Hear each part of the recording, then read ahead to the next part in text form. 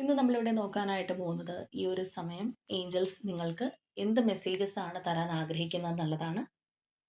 അപ്പോൾ നിങ്ങളുടെ ലൈഫിൽ ഇപ്പോൾ നിങ്ങൾ ഒരുപാട് ബുദ്ധിമുട്ടിക്കുന്ന ഏതെങ്കിലും ഒരു കാര്യം ഉണ്ടാവാം, അല്ലെങ്കിൽ ഉത്തരം കിട്ടാതിരിക്കുന്ന ഒരു പ്രശ്നം ഉണ്ടാവാം. ചിലപ്പോൾ ചില കാര്യങ്ങളിൽ കൺഫ്യൂഷൻ ഉണ്ടാവാം, ചില കാര്യങ്ങൾ കിട്ടാനായിട്ട് ആഗ്രഹിക്കുന്നുണ്ടാവാം. അപ്പോൾ എന്താണെന്നുണ്ടെങ്കിലും ആ ഒരു കാര്യത്തെക്കുറിച്ച് ഏഞ്ചൽസ് എന്ത് കാര്യമാണ് നിങ്ങൾക്ക് പറഞ്ഞു തരുന്നത്, അല്ലെങ്കിൽ ഇപ്പോൾ നിങ്ങൾ എന്താണ് അതിനെക്കുറിച്ച് അറിഞ്ഞിരിക്കേണ്ടതെന്ന് നമുക്ക് നോക്കാം. അപ്പോൾ അതിനായിട്ട് നമ്മളിവിടെ 4 കാർഡ്സ് വെച്ചിട്ടുണ്ട്.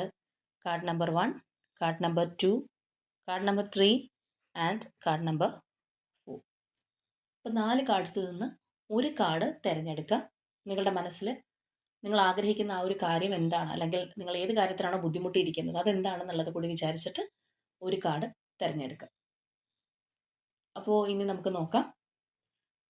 ഫസ്റ്റ് കാർഡ് ചൂസ് ചെയ്തവർക്ക് എന്താണ് വന്നിരിക്കുന്നത്. റിമെയിൻ പോസിറ്റീവ് എന്നുള്ളതാണ് നമുക്കിവിടെ കിട്ടിയിരിക്കുന്നത്. അപ്പോൾ എന്താണോ നിങ്ങളുടെ മനസ്സിലുള്ള ആ ഒരു കാര്യം അതിനെക്കുറിച്ച് പോസിറ്റീവായിട്ട് തന്നെ നിങ്ങൾ ചിന്തിക്കുക, വിശ്വസിക്കുക. പോസിറ്റീവായിട്ട് തന്നെ ഇരിക്കുക. നെഗറ്റീവായിട്ട് നിങ്ങൾ ചിന്തിക്കേണ്ട യാതൊരു കാര്യവും ഇല്ല എന്നുള്ളതാണ് നമുക്കിവിടെ കാണാനായിട്ട് കഴിയുന്നത്. ഇനി നമുക്ക് നോക്കാം കാർഡ് നമ്പർ 2 എന്താണ് അവർക്ക് വന്നിരിക്കുന്നത്. ഓക്കെ, ബിഗ് ഹാപ്പി ചേഞ്ചസ് ആണ്.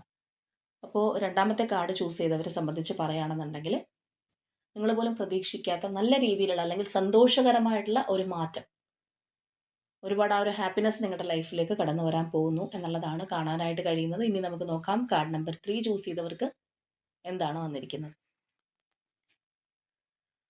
ഓക്കെ, പീസ്ഫുൾ റെസൊല്യൂഷൻ എന്നുള്ളതാണ്. നിങ്ങളുടെ മനസ്സിലുള്ള ആ ഒരു കാര്യം എന്താണെന്നുണ്ടെങ്കിലും അല്ലെങ്കിൽ എന്ത് പ്രശ്നമാണെന്നുണ്ടെങ്കിലും അതിന് സമാധാനപരമായിട്ടുള്ള ഒരു പരിഹാരം നിങ്ങൾക്ക് കിട്ടും.